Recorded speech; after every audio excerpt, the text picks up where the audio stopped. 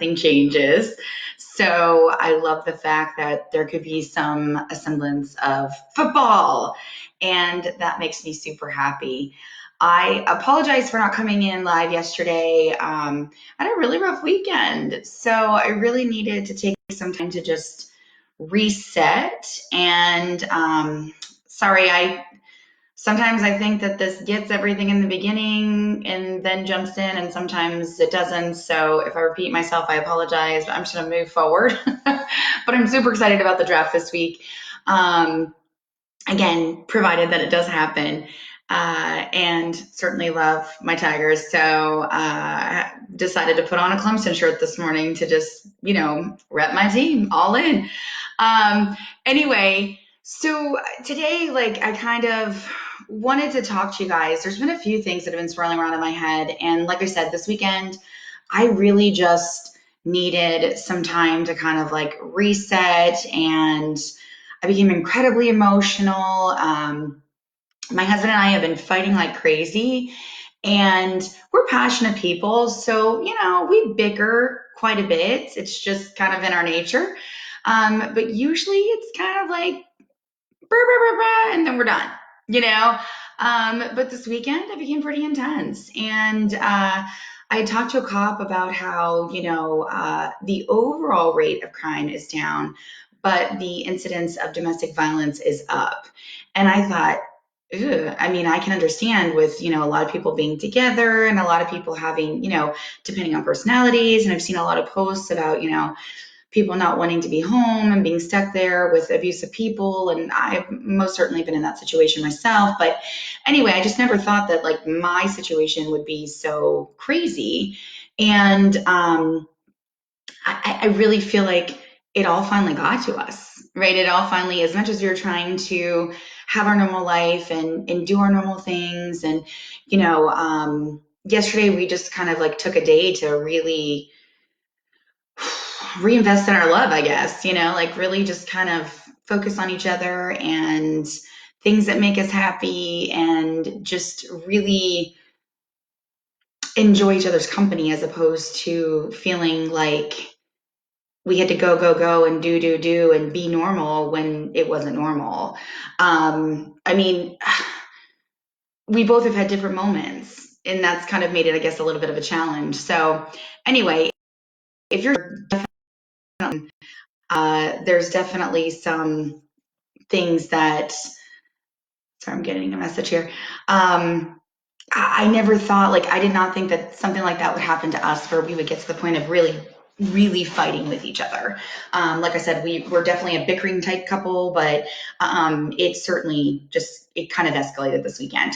So, and that kind of like really, we had to like just cut ourselves off from pretty much everything and just go. I mean, we had to go to the water, like, to be honest with you, like we just had to go and spend some time together and just decompress. And it was amazing. I mean, it was amazing. So walking along the water, again, away from everybody, we spent more time with seagulls than anything else, which, we were also laughing about because they're, just calling out and cackling and making all kinds of noises, which was funny. It was a really nice time for us to reconnect. So anyway, that being said, I apologize for not coming in live yesterday. I just needed that day to kind of, again, refocus on my marriage and refocus on getting my mind right so that I could come to you guys today. So I wanted to talk today. I mean, I kind of thought there's a few different topics that were swirling around in my brain, and nothing was really standing out. And when that happens, it kind of reminds me that I have ADD. So, and it's funny because it's something that my husband makes fun of me about all the time, all the time. Not in a malicious way, just in a way that he's just like, oh, okay, ADD, Adderall, something's going on with you. And he kind of just chuckles about it, because it's like, yes, my brain just goes 500 million miles a minute, right? We'll be having a conversation about one thing, and that'll lead me to another thing, which will lead me to another thing and lead me to another thing, and then I'll never answer the question that he asked me. And it's just because everything to me like can be related. And this happened to me before I had full onset ADD. But it's something that, I just was able to manage. And then as I got older, it certainly wasn't something that, I mean, I can't say that I had it as a younger person, but definitely I'm always thinking about how things can be intertwined and interrelated and how that can affect an outcome of A, B, or C. So I just wanted to talk to you guys this morning a little bit about having OCD, ADD, and being a frustrated perfectionist, especially in the business realm. So for me, I was a little bit older when I developed ADD and or full onset ADD, I should say. I became premenopausal, and as a result, my hormones increased, and that's when I became hyper aware that I was having this issue. It was so debilitating. I had a million projects started around my house.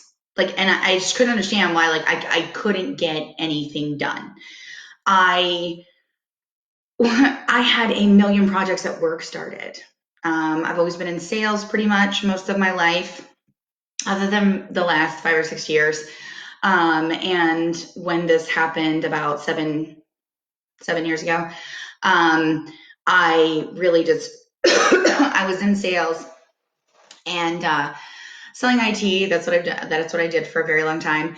And I had all of these projects started, all of these things, and all of these notes, and all of this stuff, and all of these people wanting quotes, and because I was always really good at interacting with people and communicating and uncovering needs and pain points and that sort of thing. And so I had all of these conversations, but actually putting them into a CRM, developing a plan.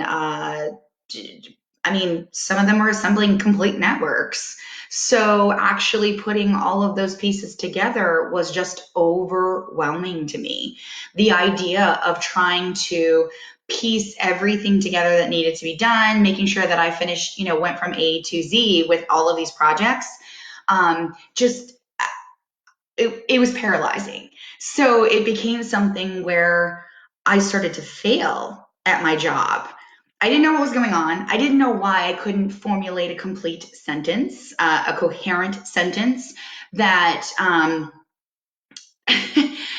didn't have first grade or kindergarten words, because it seemed like every time I struggled to say something with any type of vocabulary, it was like, it's in there, it's in this cloud, and I'm trying to pull this word, and I know what I'm trying to say, but I can't think of what it is, that word, that I needed to use to communicate.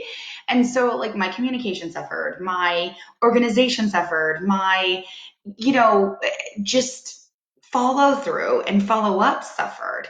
And ultimately, I nearly lost my job as a result.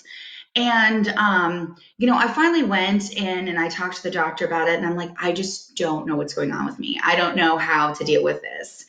And they're like, well, it sounds like it's hormone related, blah, blah, because they know, obviously what I was going through at that point, being premenopausal. It can cause issues. I tried like home creams, all natural stuff, because I am the last person who likes to take any kind of medication, and nothing seemed to work. I was suffering from some other symptoms as well, night sweats, insomnia, which probably just exacerbated my symptoms.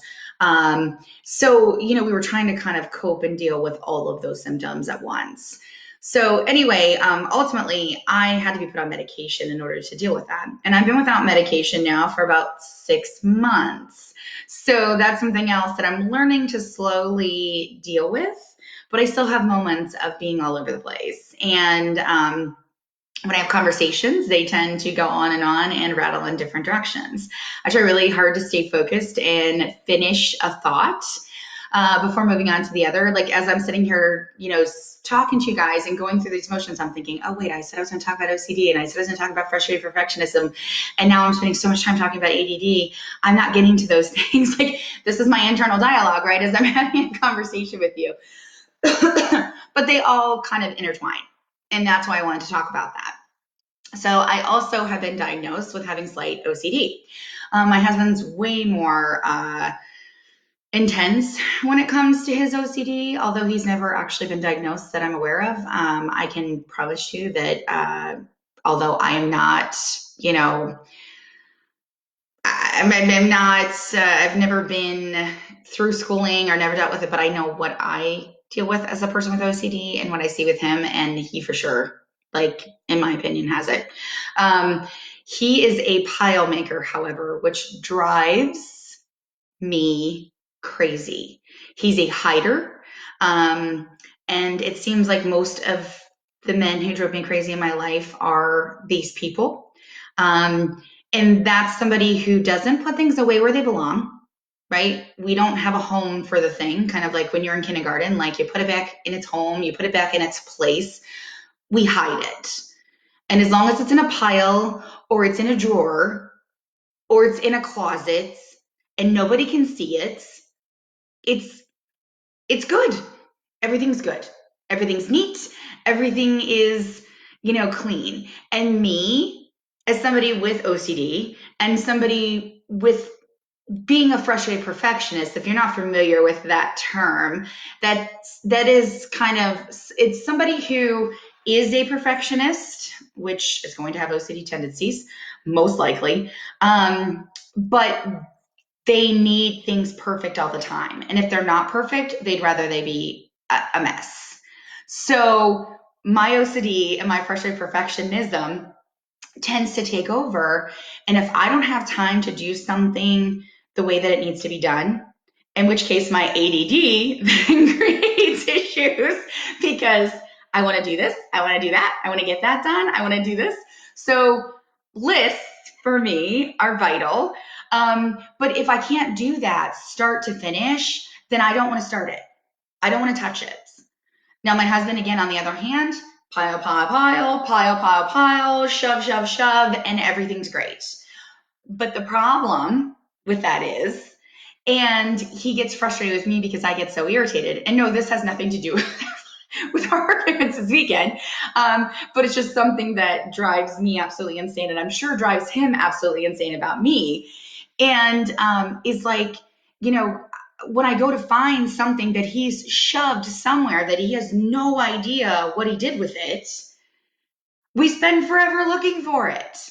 And sometimes I have to go buy a new one, which drives me insane. I'm like, come on, just put it away the way it's supposed to be. And well, I didn't know where we're supposed to go. Then ask. Like, that's how I feel. Like, just tell me that you don't know, or ask me to put it away. I'm fine with that. Totally fine with that. But those things are, what start to overcome your life. And I'm giving you examples at my home so that you can kind of understand how maybe this translates into a business environment. So if you have new products that are launching, if you have,